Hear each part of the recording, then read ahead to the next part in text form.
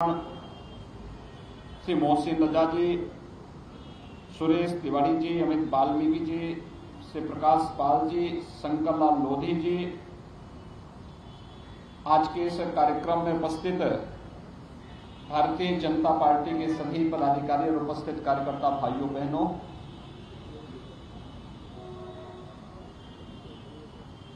आजाद भारत में समाज के अंतिम पायदान पर बैठे हुए व्यक्ति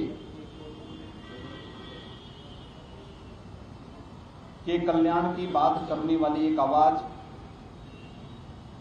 आज से 55 वर्ष पहले अस्त हो गई, एक साजिश का शिकार हुई। पंडित दीनदयाल उपाध्याय जी वह ज्योतिपुंज थे जिन्होंने स्वतंत्र भारत में अंत्योदय की बात की थी। समाज के अंतिम पायदान पर बैठे हुए व्यक्ति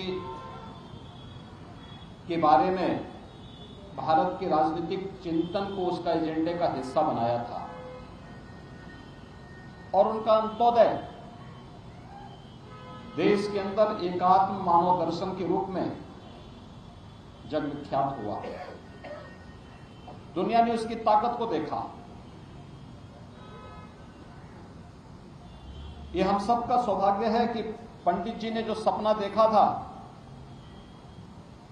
अंत्योदय के उस सपने को राष्ट्रोदय में बदलने के लिए आज देश के यशस्वी प्रधानमंत्री श्री नरेंद्र मोदी जी के नेतृत्व में भारतीय जनता पार्टी की डबल इंजन सरकार पूरी तत्परता के साथ और पूरी प्रतिबद्धता के साथ कार्य कर रही है। हम सब ने इस बात को देखा है कि आजाद भारत में पहली बार बिना भेदभाव के समाज के अंतिम तबके पर बैठे हुए व्यक्ति के लिए एक शौचालय की व्यवस्था होती है। बिना भेदभाव के हर व्यक्ति के लिए एक आवास की व्यवस्था होती है। बिना भेदभाव के हर व्यक्ति को ऊर्जा के लिए, घर के ईंधन के लिए उज्ज्वला योजना के कनेक्शन उपलब्ध होते हैं। बिना भेदभाव के विद्युत का वितरण होता है। इस सदी की सबसे बड़ी महामारी के दौरान देश के अंदर 80 करोड़ लोगों को फ्री में राशन की सुविधा उपलब्ध करवाई जाती है। 220 करोड़ से अधिक वैक्सीन की डोजेज फ्री में भारत के नागरिकों को सरकार उपलब्ध करवाने का कार्य करती है। यही तो सपना देखा था पंडित दीनदयाल उपाध्याय जी ने।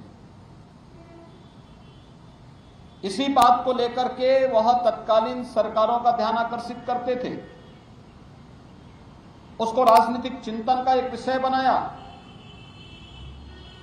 और उन्होंने उस कालखंड में इस बात की घोषणा की थी कि जो कुछ भी हम कर रहे हैं, बोल रहे हैं, जब हम सत्ता में आएंगे इसको वास्तविक स्वरूप प्रदान करेंगे।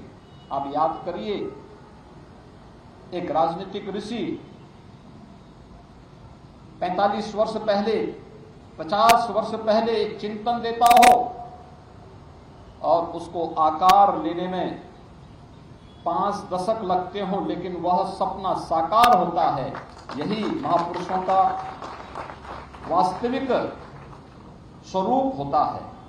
एक न एक दिन बात सच होगी और उस सच को साबित किया पंडित दीनदयाल उपाध्याय जी के उन वचनों को साबित किया है आज भारतीय जनता पार्टी की आदरणीय प्रधानमंत्री श्री नरेंद्र मोदी जी के नेतृत्व की सरकार ने।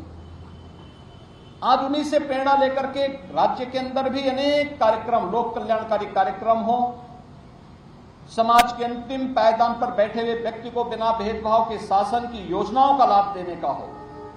यह कार्य पूरी प्रतिबद्धता और ईमानदारी के साथ हो रहा है। सरकार की नौकरी निकलती है बिना भेदभाव के। उत्तर प्रदेश का कोई भी व्यक्ति जो अर्हता रखता है उस नौकरी के लिए आवेदन कर सकता है और उसमें अपनी योग्यता के अनुसार स्थान प्राप्त कर सकता है। उसके साथ जाति, मत, मजहब के आधार पर कोई भेदभाव नहीं होता है। वो अगर उसके लिए और है, उसे उसका जगह मिलना ही चाहिए।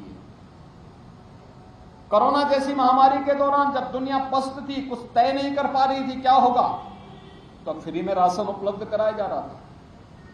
इससे पहले की सदी में आई हुई महामारी, इस बात का उदाहरण हम सबके सामने है।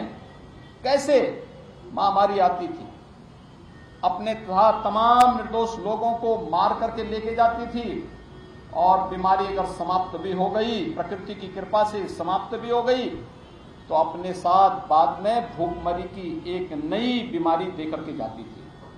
पहली बार वह महामारी पर भी प्रभावी नियंत्रण होता है, और महामारी के साथ साथ भूखमरी से भी लोगों को बचाया जाता है। फ्री में राशन देकर के लोगों के कल्याण का कार्य किया जाता है।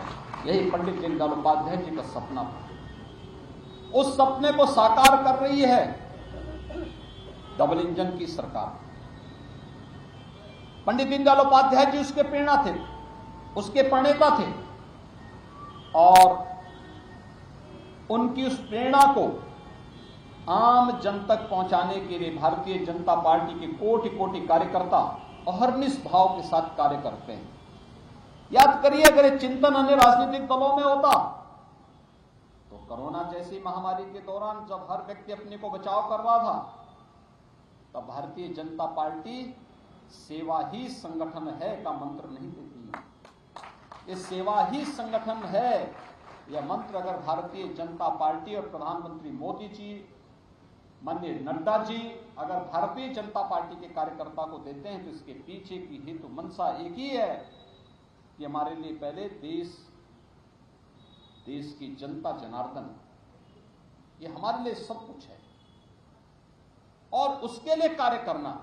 हमारा व्यक्तिगत कोई अस्तित्व नहीं, अपने व्यक्तिगत हित अहित की चिंता के बगैर अपने प्राणों की बाजी लगा करके भी अगर हम समाज के किसी व्यक्ति के जीवन को त्राण दे सकते हैं, उसको बचाने में योगदान दे सकते हैं, तो हम देंगे।